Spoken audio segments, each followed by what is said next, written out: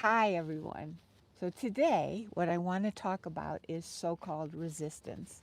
Just yesterday, a client said to me in my Authentic Fulfillment Accelerator program, she said, I really appreciate that no matter what we say, you never make us feel wrong or bad. And you never do what so many others say and do, which is, oh, you're just resisting. Stop resisting what you want to do. So I am talking about resistance, but I want to talk about it in a different way because in my 45 years of experience of working with people, I know that we do resist what we say we want. That's just the human condition. But it's not about telling a person or encouraging a person to stop resisting. I mean, sometimes that can work. When it's really deep though, and you can barely actually get what you're doing and all the levels of it, even though people around you can, then it's it's not something that you can just flip a switch and stop. When you so resistance is actually, and we've talked about this on other Wednesdays with Wendy, resistance is actually very real and very important because of what it is hiding. And it will continue to hide what's underneath it, pretty much, in my experience, forever, unless you're able to work with it in a different way than fighting against it. So, when you stop fighting resistance and you learn to work with it, which I'm going to talk about today, it becomes your compass, not your cage. We all have what I'm calling addictive patterns, and that is when we do the same thing over and over and over again, and we really can't we really can't stop. And it's not an addiction, but it operates like an addiction in that we can't stop. So that's why I'm calling it an addictive pattern. How we berate ourselves, for example, the words we say to ourselves when things don't, when we're not our best self, the way we treat our beloved partner, the way we treat our kids, the way that we feel burdened. All of these things can often be an addictive pattern if they're repeated and if they're repeated all the time. So when you discover the subtleties of your addictive patterns and you have a process to slow the pattern down so you can really be with it and feel it and experience what's underneath, which is the most important part, you'll start to feel the authentic you. And then you have a compass, not a cage. Because resistance, right? It really feels like a cage. It feels like this is what I do, this is how I do it, this is what I've been doing for decades, and I'll probably never stop, even though I'm trying so hard to stop. So I'm going to tell you a story about how I used this addictive pattern process with myself. It's called Heart plus Spirit equals Breakthroughs Mastermind. And it's closed to new members right now, but uh, it's been going for, I don't know, more than a decade. Most of this century, actually, in different forms. So over the 20 years or so that I've been, what we do is we have 3-day retreats twice a year. And we also have one day, what I call quickening days, twice a year. So when sometimes in person here and sometimes virtual here in Santa Fe.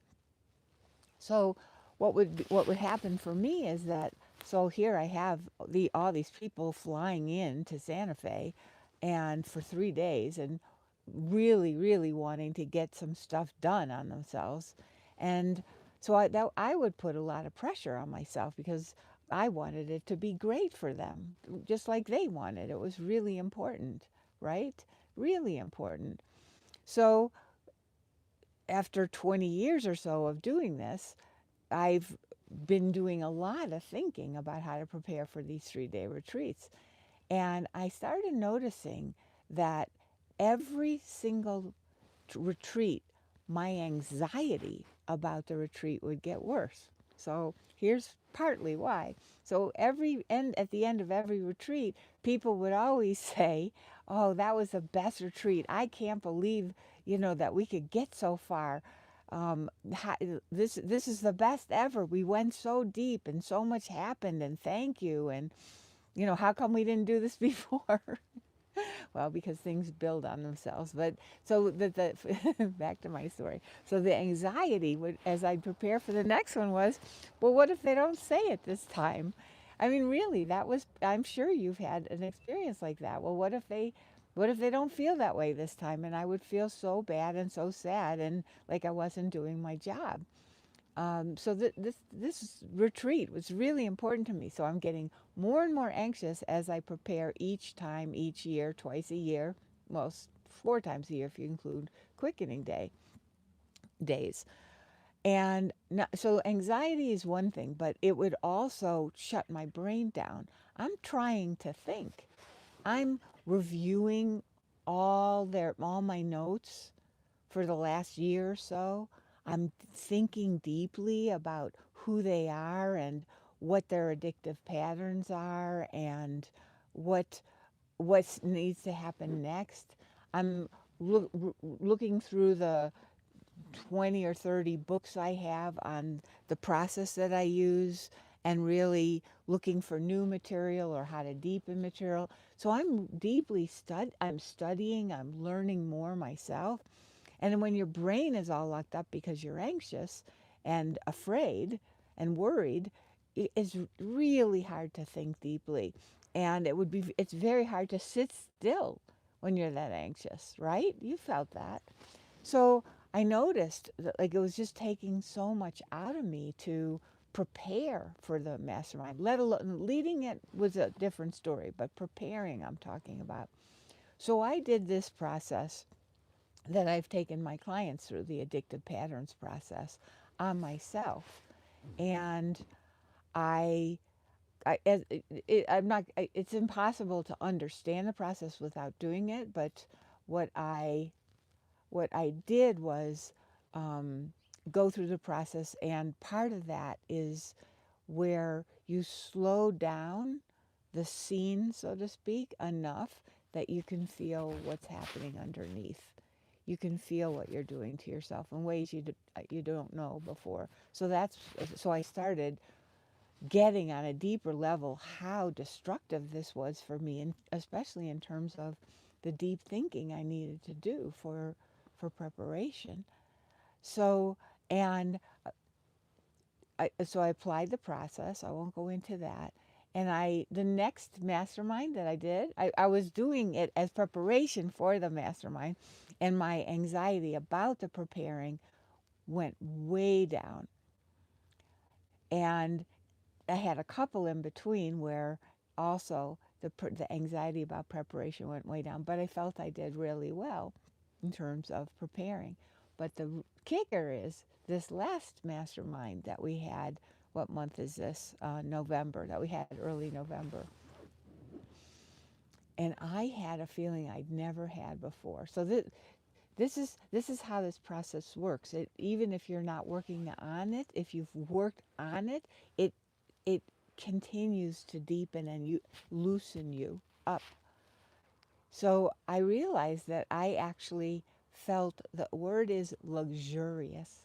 I felt in preparing for the mastermind that time was luxurious. I had the book spread out. I was learning things that were interesting me for them. I had all these ideas that I've not done with them yet that were possibilities, and I felt luxurious. Which is an extraordinary feeling for me when I was so used to being so anxious, and because I always want to do better than I did the last time. That's just how I operate. And if you're listening to this, you may be someone like that too, I would bet. That's how this work unfolds. And so, th- what when I worked with I want to go back to my notes here. So instead of fear and gut gripping anxiety, I actually felt help. I felt help coming from all kinds of different directions. And I have never over prepared for a retreat or anxiety prepared for a retreat since then. So all my thinking, and this is what I also really want you to hear, all my thinking, all my intelligence, those things couldn't save me from myself, right? And I couldn't convince myself that for decades I'd already had great content and process. So relax, Wendy. No, that was not going to cut it. And I know you understand what I and have experienced what I'm talking about. You can't just tell yourself to relax about stuff you've been doing forever and have it go very deep. So knowing that I probably was pretty good at preparing these was not enough. In the future, what I'm going to do next week actually is I'm going to talk to you more about what does thinking actually have to do with transformation, with resistance, and with what you're really looking for, change or transformation. And since I'm standing here with my book, I was just making a little video about my newly released book. I just wanted to show it to you. Gracefully Unleashed, your journey of deep transformation. You can get it on Amazon. If you get it, let me know what you think, okay? I'd really like to know. It's a short book, but it is not a one idea book. It's filled with experiential exercises and deep, deep understanding of your own mind so you can understand what's getting in your way and start to unravel that so you can get back in touch with your real self. And she's still there, and I'll prove it to you here. Thank you for coming. See you next week.